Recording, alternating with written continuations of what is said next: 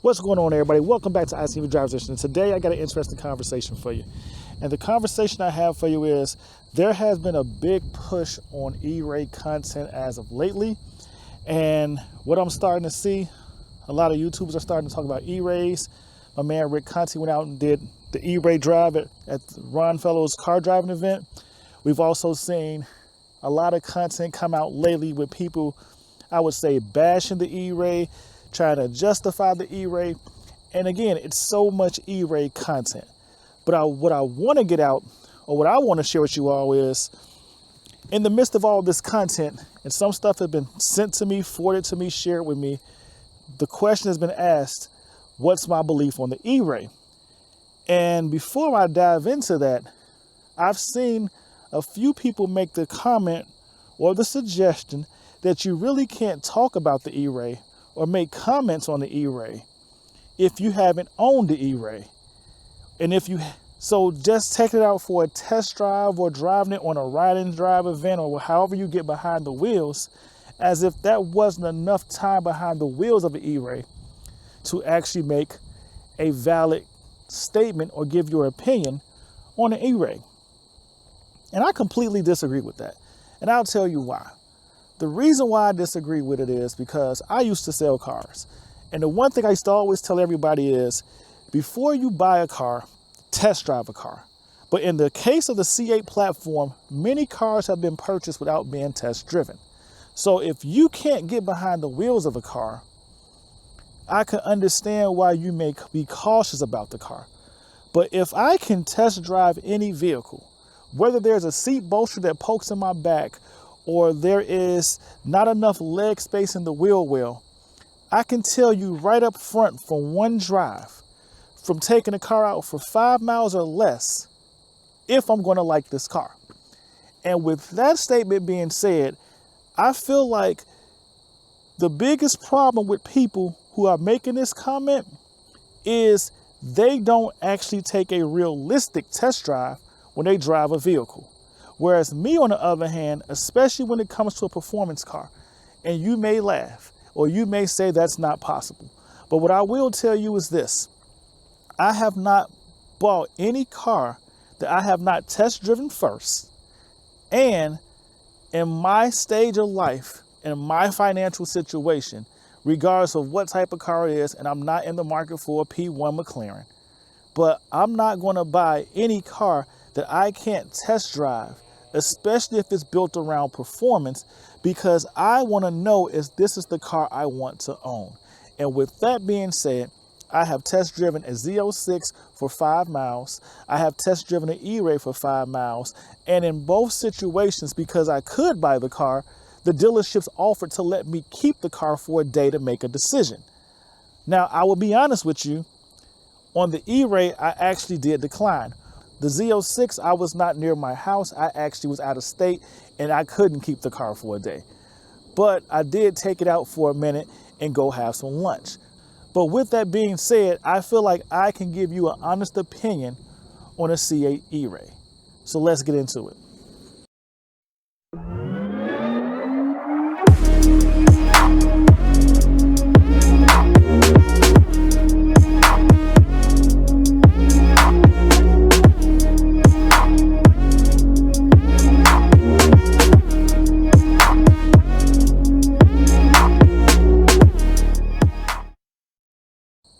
This video is meant to focus on if you should buy a Corvette E-Ray. And I feel like the best way to address that topic is to discuss why the E-Ray is built or what's the purpose of the E-Ray. And maybe even touch bases on why it's hard to pick the E-Ray over a base Stingray or even a C8 Z06. So when we look at it from that perspective, the E-Ray has a hybrid platform drivetrain. It takes the same engine that's inside of my base C8 and mixes that with electric motors in the front wheels to get all-wheel drive capabilities and push the horsepower from 495 horses to 655 horsepower. Some people actually believe that the E-Ray is a gimmick, and at first I didn't understand why. But then again, after driving a car and understanding that the 650 horsepower that this car puts down isn't really true horsepower. And I think that's why people say it's a gimmick. So what happens with the hybrid platform is it uses the front wheels to create traction on the ground, and it uses electric motors to increase the output of the horsepower, or should I say, get extra drivetrain power. And because of that, the horsepower isn't consistent. So whereas you may drive a C8 Z06 and be able to get 670 horsepower, which isn't to the wheel completely, but you may get all the horsepower the car can produce for longer stints throughout the driving platform, the E-Ray, on the other hand, will give you the extra 160 horsepower output from the electric motors only between 40 miles an hour and 110 miles an hour. So if that is the only range where you can get the full output of the electric motor assist, some people may feel like this is a gimmick. And because of that, I understand. Like I stated before in another video, when I was behind the wheel of the E-Ray, about 120 to 125 miles per hour, you can actually feel the horsepower drop off in the performance of the car. So that's why I've always quoted at 120 or 125 miles an hour, you feel the back engine taking over and the front engine power fading away. Now, my question to you is, at what part of a long-term ownership do I need to have, if not like that style of performance? I do not want to lose my horsepower at 110 miles an hour. The E-Ray has even been documented as at 110 miles per hour to the quarter-mile run of achieving the time of 10.5 seconds at 128 miles per hour, that based on the display inside the car, the assisted power from the electric motors was under 100 horsepower. So even by the time you cross the quarter-mile mark, you're losing the extra power from the hybrid motor with the Corvette E-Ray. Now, this is big to me because when you look at the C8 Z06, it puts down 670 horsepower. And when you cross the quarter mile with the C8 Z06, which is a tenth of a second slower, depending on how you launch the car, because that's the biggest issue with the C8 Z06 is traction. The C8 Z06 is hard to get traction, but when you get the car to grip, it actually can get to a quarter mile quicker than the E-Ray. And that's the benefit of the E-Ray. The benefit of the E-Ray is because you can consistently launch the car because of the all-wheel drive capabilities the same, and achieving the best 0 to 60 times is not a hard challenge with the Corvette E-Ray. So if you live your lifestyle one stoplight to the next, from quarter mile to quarter mile, as I laugh, going back to, you know, Fast and the Furious references, but if you live your lifestyle one stoplight to the next, and you don't actually get out and drive your car on the highway or enjoy the actual cruising speed, which most Corvette owners cruise around 90, and that becomes my dilemma, that when you're cruising around 90 and you only have that horsepower for another 20 miles or 20 miles per hour, I can understand the gimmick phrase. And for me, that's the reason I feel like the E-Ray is a hard sell.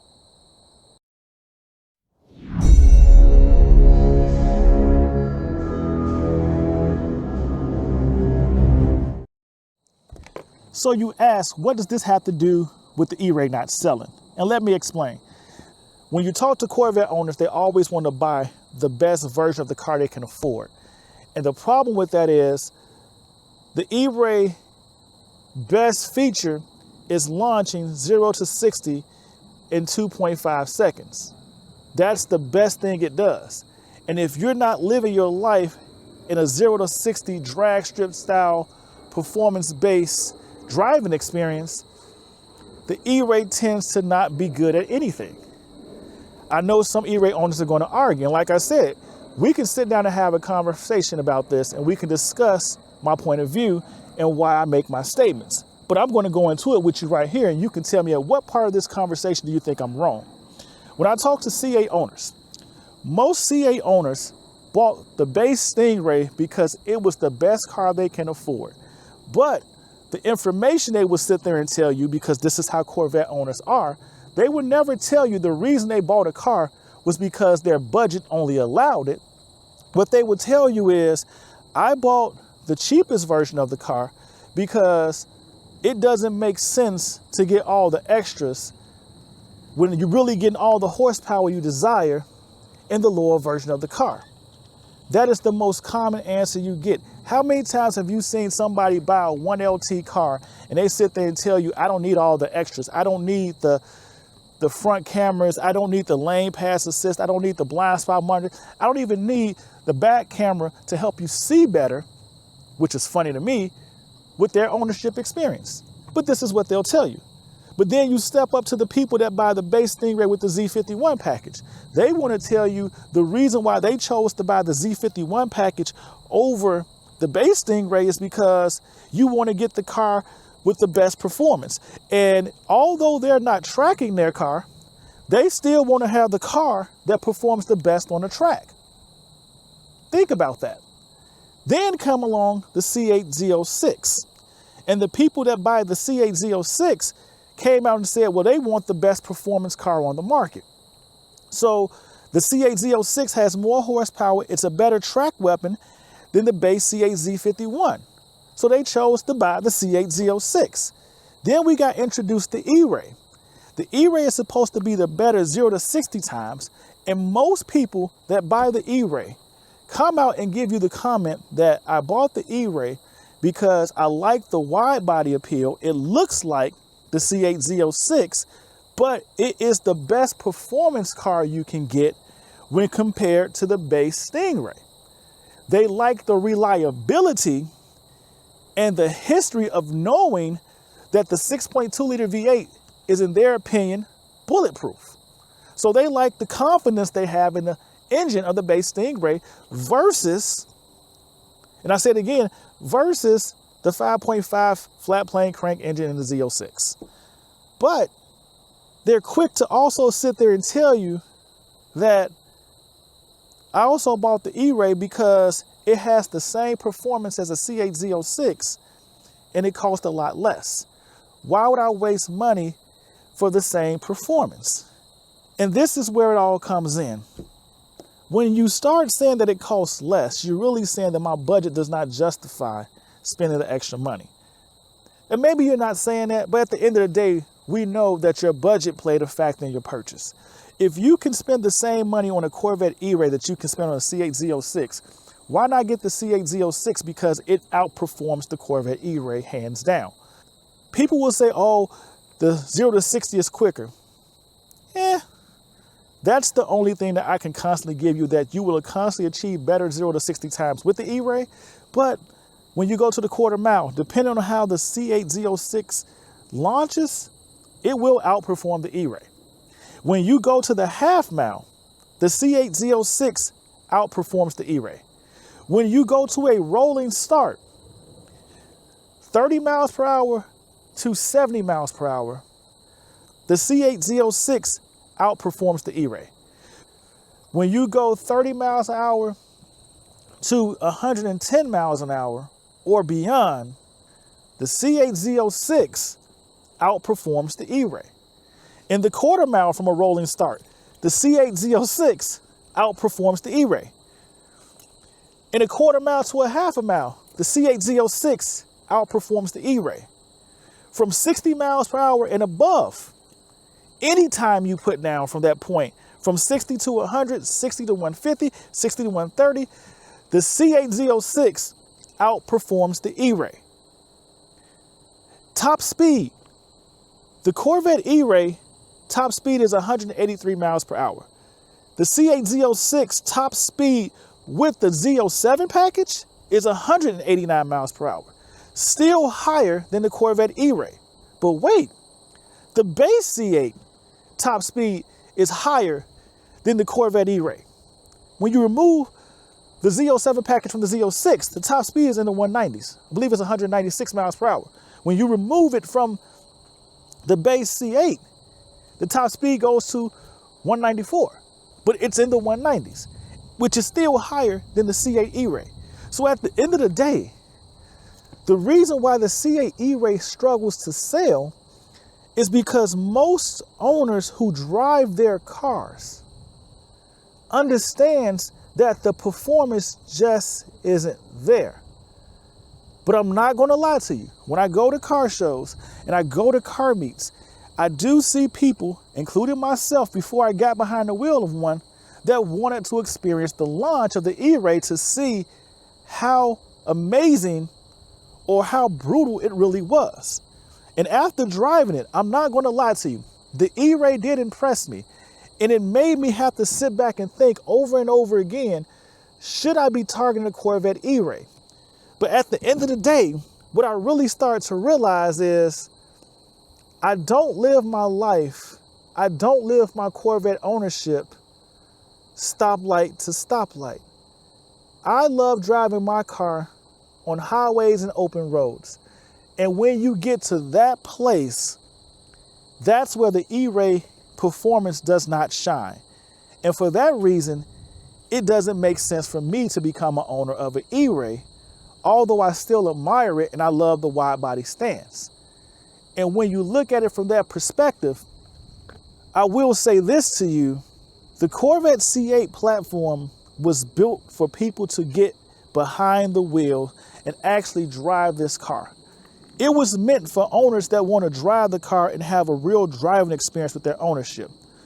The Corvette loyalists and historians of the past typically don't drive the car. And that's why we get so many people sitting there saying they want a Grand Sport version, because they really want the car for looks, not performance.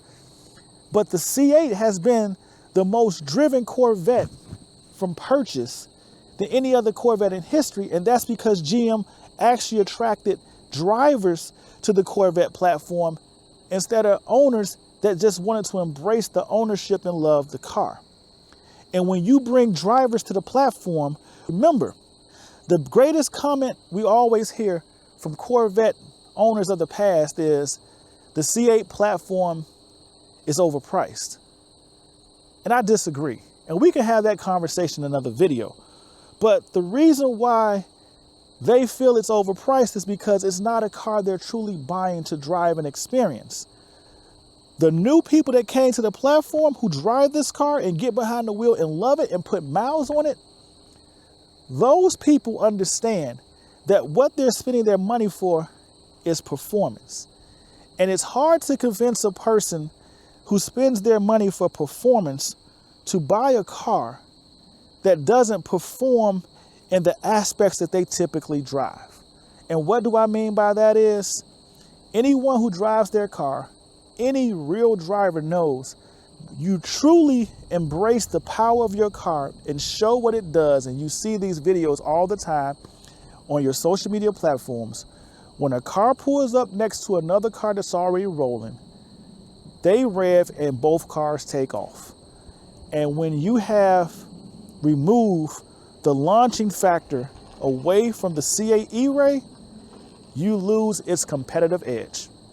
And that's why I believe the C8 E-Ray struggles to sell, because it is not a great performing car from a rolling start.